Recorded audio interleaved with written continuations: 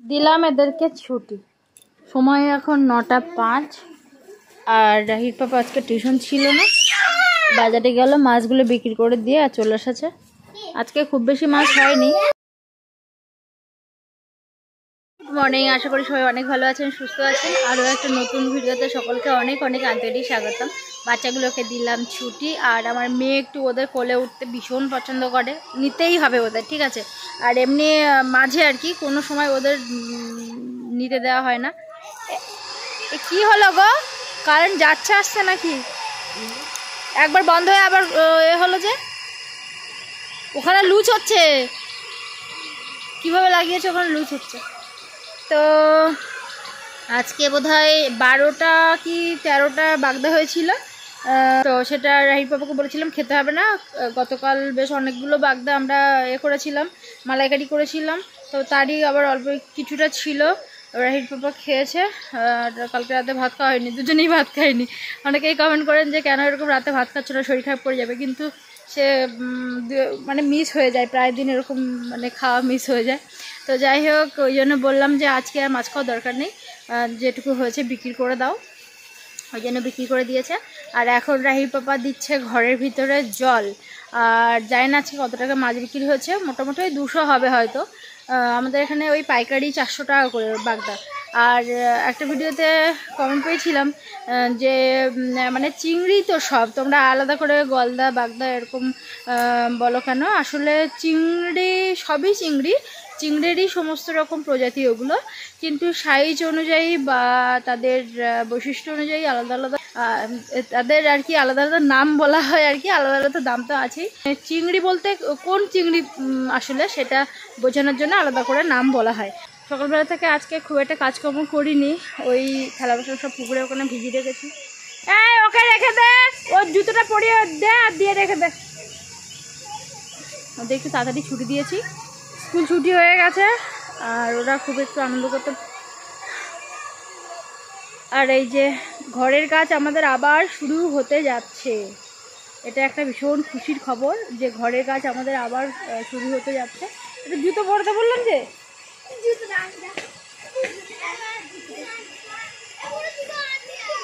কি অবস্থা, সব এত ছোটাছুটি করছে যে বস্তা ফেলে দিচ্ছে।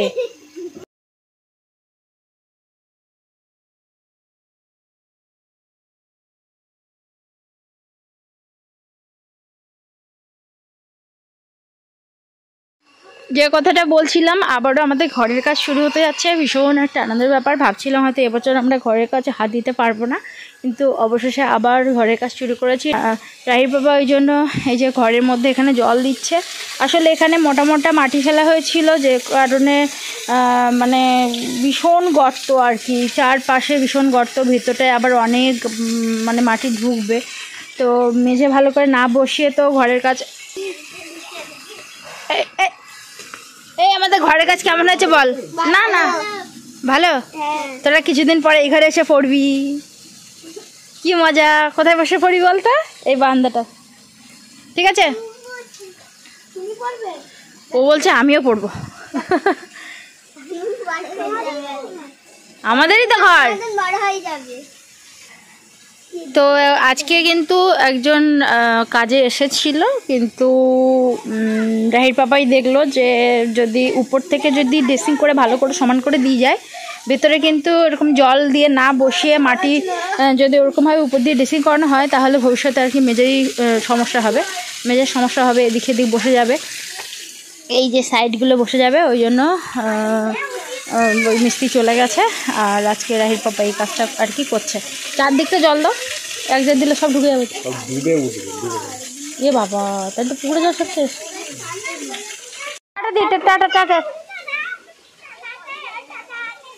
সোনার মাথায় চুল উঠে গেছে।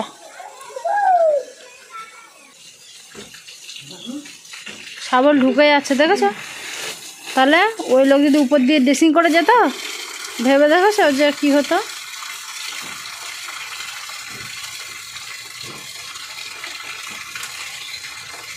লাস্টে এই মাটিটা নেওয়া আমাদের লস হয়েছে জানো।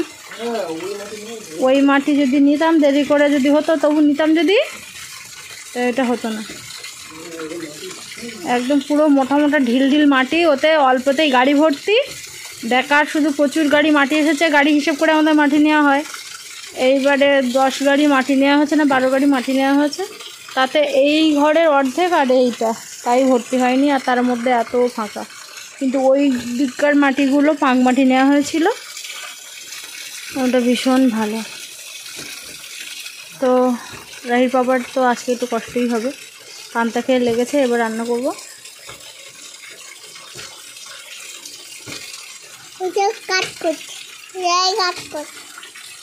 আমিও যদি না যাই এর মধ্যে তাহলে হবে না। এদিকে আমার মেয়ে বলছে কোলে কোলে কোলে, কি করব আমি? আচ্ছা চল, কোলে করে নিয়েই আমি এই যে করব। আর যেখানে যেখানে ওখানে ওই যে শাবল ফেলছে সেখানে সেখানে জল ফেলতে হবে, তাহলে ভালো হবে। পারি না আমি আর।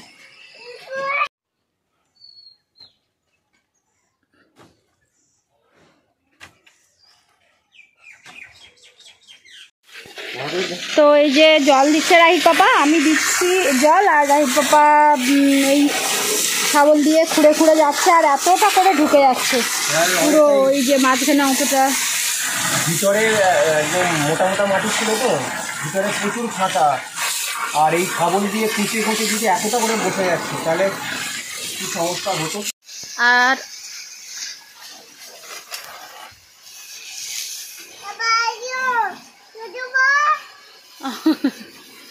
আমি এক্ষুনি দৌড়ে গিয়ে ভাত আর ডাল আর আলু সেদ্ধ বসিয়ে দিয়ে এলাম। রাহির পাপা এক্ষুনি কাজ করছে না, ভীষণ খিদে পেয়ে যাবে, পান্তা খেয়েছে। তো বলছিল যে বসাতে হবে না, তুমি এখানে এসে একটুখানি পাইপটা ধরো, জল দিতে থাকো, আমি তাহলে এটা কমপ্লিট করে দিই। তো আমি ভাবলাম যে না, এক্ষুনি যদি না যাই দৌড়ে তাহলে কিছুক্ষণ পরে এত খিদে পেয়ে যাবে, আর এসব তো অভ্যাস নেই রাহির পাপার করার, তো এক্ষুনি ভীষণ খিদে পাবে। তো ওই জন্য আমি দৌড়ে গিয়ে বসে দিয়ে এসেছি গ্যাসে। আর জল আমি এক হাঁড়ি তুলে রেখেছিলাম বোধহয় 3 দিন আগে, ঠিক আছে। তো সেই জলেই আমি চাল আর ডাল সব ধুয়েছি, আর ডালটা আবার খাবার জলে বসালাম, আর চালটা ওই জলেই বসিয়েছি আর কি, ওই হাঁড়ির জলে। আর আমার মেয়ে এই যে শুধু বলছে কোলে উঠবো, কে কোলে নিয়ে থাকা যায়? আর এই রৌদ্রে তো আমরা আছি, কিন্তু ও গরমের মধ্যে থাকে কোনো দিন, এই হচ্ছে সমস্যা বাচ্চা কাচ্চা থাকলে। তো এখন দেখি আবার জলটা দিই, এতক্ষণ ধরে রাহিকে কোলে নিয়েই ওই কাদার মধ্যে দাঁড়িয়ে দাঁড়িয়ে এরকম জল দিচ্ছিলাম।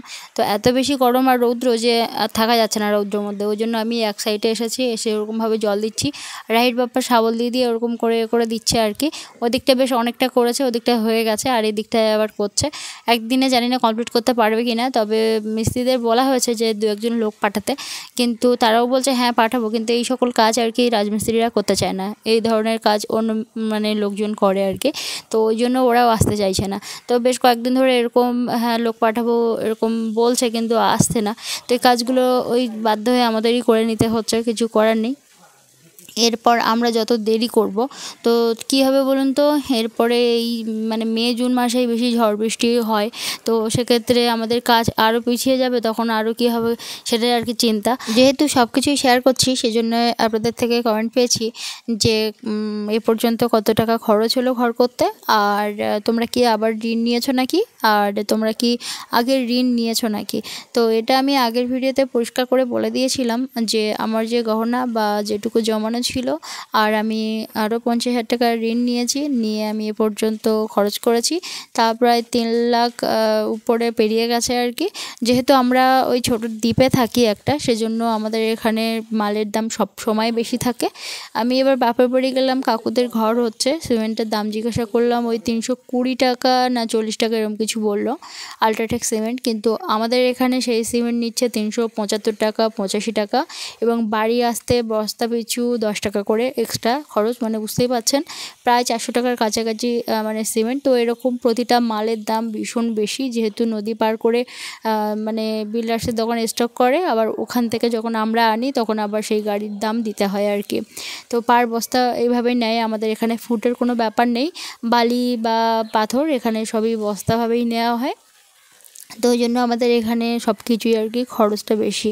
আপনারা তো জানেন, বলেছিলাম যে পরের বছর হয়তো ঘরের কাজে হাত দিতে পারবো, যেহেতু আমরা এই বছর অনেকটা ঋণে পড়ে গেছি। তো আমেরিকান আন্টি বললেন যে এইভাবে ঘর ফেলে রেখো না, আমি কিছু পাঠাচ্ছি, তোমরা ঘরের কাজ শুরু করো। তো আমরা বিল্ডার্স দোকানে কথা বললাম, ওরা বললো যে ঠিক আছে, আমাদের বাকি যেটা আছে সেটা শোধ দিলেই আমরা পুরো মানে ছাদের যে মালের টাকাটা আর কি এখন পে করতে হবে না, ওটা তোমরা সারা বছর জুড়েই আমাকে শোধ করতে পারবে, আমি মাল দেবো। তো সেই হিসাবেই আমরা আবার ঘরের কাজ মানে শুরু করেছি। তো যাই হোক, এইভাবেই কাজটা আবার শুরু করতে পারছি। আপনারাও আমাকে অনেক অনেক ভালোবাসেন, আমেরিকান আন্টিও আমাকে মেয়ের মতন ভালোবাসেন, যখনই সুবিধা অসুবিধা হয়েছে আমার পাশে দাঁড়িয়েছেন। আর ধন্যবাদ কথাটা মানে খুবই ছোট, এত এত বড় মনের মানুষ একজন, আমার কোনো ভাষা নেই যে আমি সেটা বলবো। খুব আপনজন বা রক্ত সম্পর্ক হলেও সে দুবার ভাবে যে মানে কারোর পাশে দাঁড়াবো কিনা। তো সেক্ষেত্রে কাকিমা নিঃস্বার্থভাবেই যে এভাবে আমার সুবিধা অসুবিধা সবসময় পাশে থেকেছেন, এটা বিশাল বড় একটা ব্যাপার। খুব বড় মনের মানুষ না হলে সত্যি এরকমটা সম্ভব হয় না। অনেক অনেক ধন্যবাদ কাকিমা, আপনি আপনার পরিবারের সঙ্গে সবসময় হাসি খুশিতে দিন কাটান, ভীষণ ভালো থাকুন, সুস্থ থাকুন, এটাই আন্তরিকভাবে আমি ঈশ্বরের কাছে প্রার্থনা করি। আপনারাও ভীষণ ভালো থাকুন। ইউটিউবে এসে আমি অনেক আত্মীয় সম্পর্ক পেয়েছি, দিদি ভাই, কাকু, কাকিমা, এরকম অনেক আত্মীয় সম্পর্ক পেয়েছি। সত্যি এটা আমার অনেক ভাগ্যের ব্যাপার। আমাদের দুপুরের মেনু হচ্ছে আলু মাখা আর এদিকে ডাল। আমরা এখানে খাচ্ছি, দুটো বাচ্চা পড়তে চলে এসেছে, আর মেয়ে বলছে এটা কি গো, কালার দেখাতে এসেছে। বাবু হয়ে বসে তারপরে পড়াশোনা। হ্যাঁ বসো বসো, বাবু হয়ে বসো। বাহ, হাত দাও হাত দাও। বাবুর মাথা কই, হেড কই, হেড, বেবি হেড কই?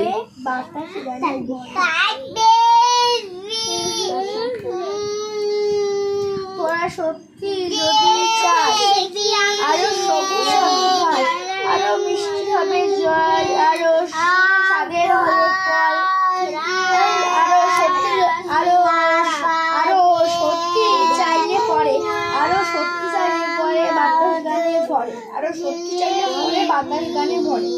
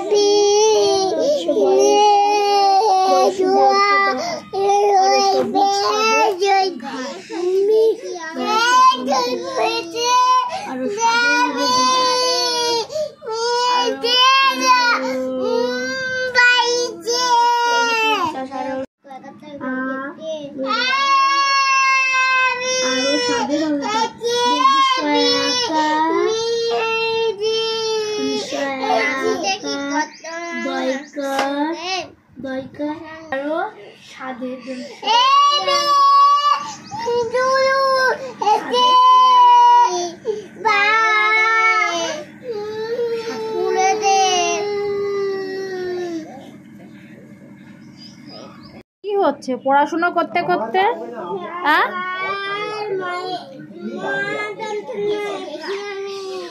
পড়াশোনা করতে করতে কি কাপড় কাচা হচ্ছে?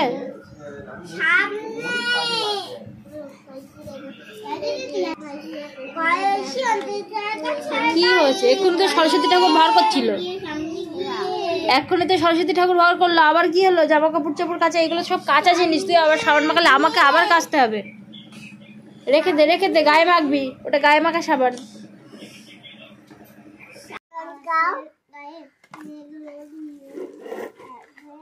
কি হয়েছে? ও হরিণের খিদে পেয়েছে? বাবা, হরিণকে আবার জল খেতে দিয়েছে, তো বল।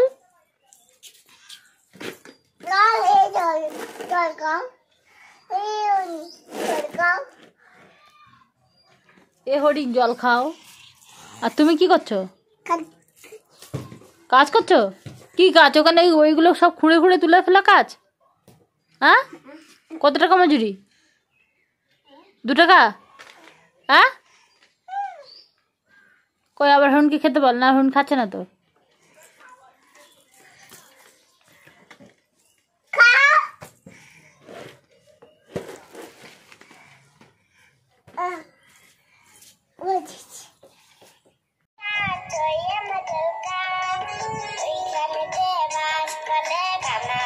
আমার বলার কোনো ভাষা নেই। একটু আগে আমার মেয়ে আমাকে কি বললো, আমি বাধ্য হয়ে আর কি ক্যামেরাটা অন করলাম। মানে এগুলোই আমার সব ছোট ছোট স্মৃতি, এখন না বললে আমি পরে ভুলে যাব।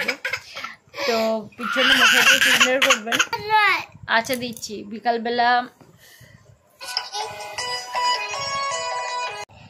বিকালবেলাও একটু ঘুমাচ্ছিল, তো ওই জন্য মশারিটা টাঙিয়ে দিয়েছিলাম। আর ওর ওই আরেকটা মশারি, ওটা এখন আর খুব একটা দেওয়া হয় না, এটাই আর কি দেওয়া হয়।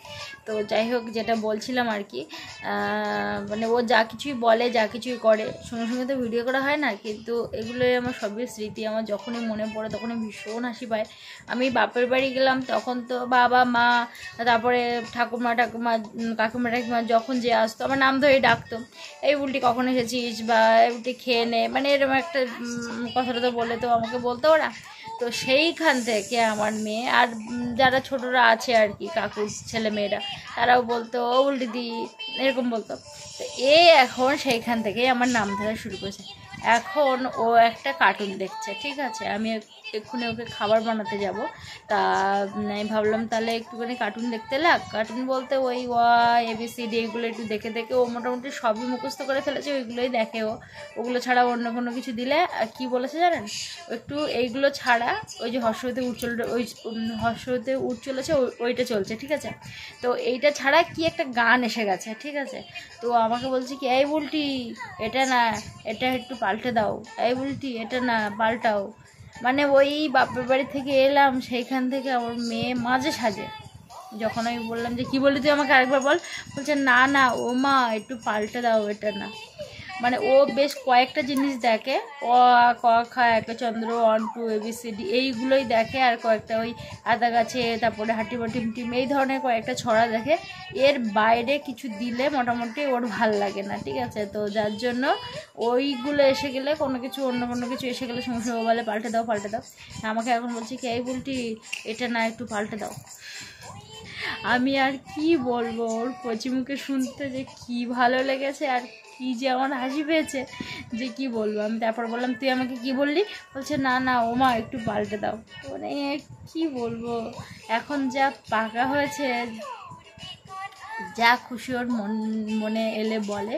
আর মাঝে মাঝে সরস্বতী ভর করে ওর মধ্যে, বই খাতাগুলো নিয়ে উফ কি যে করে। ছোটোবেলায় তো পড়তে পড়তে শুয়েই পড়তো, আবার উঠে বসে করতো। তো এখন সেটা শুয়ে পড়ে না, আর বসেই থাকে। আজকে তো পড়তে পড়তে সঙ্গে সঙ্গে বইপত্র গুছিয়ে টেবিলে রেখে এলো, এসে একটা সাবান পেয়েছিল বারান্দায়, ওই সাবান দিয়ে ওর যত কাঁচা জামাকাপড় ছিল তার উপরে ঘষে ঘষে সাবানটা করেছে, বলতে গেলেই কাজ ছিল। আর ওইগুলো সাবান ঘষে ঘষে দিয়েই মানে গ্রিলের ওইখানে আর কি মেলে মেলে দিয়ে আসছে, যেমনটা আমি করি। ওর হঠাৎ করে জানি না কি মনে পড়েছে সাবান দেখে, ও ওরকমটাই করছে আর কি। তো যাই হোক, এখনও বসে আছে, থাক। এসে না কি দেখছিস, হ্যাঁ? ওর এমনি অনেক ছড়া মুখস্থ হয়ে গেছে, এই ছড়াগুলো ও শোনে, তো শুনে শুনে ওর অনেকগুলো মুখস্থ হয়ে গেছে। বাচ্চারা একটু শুনে বা দেখে অনুকরণ করে বা মনে রাখার চেষ্টা করে। প্রত্যেকদিন আমার এই স্পেশাল অ্যাকশন গ্রুপে থাকেন ভারতীয় সেনাবাহিনী থেকে আসা জওয়ানরা এবং স্পেশাল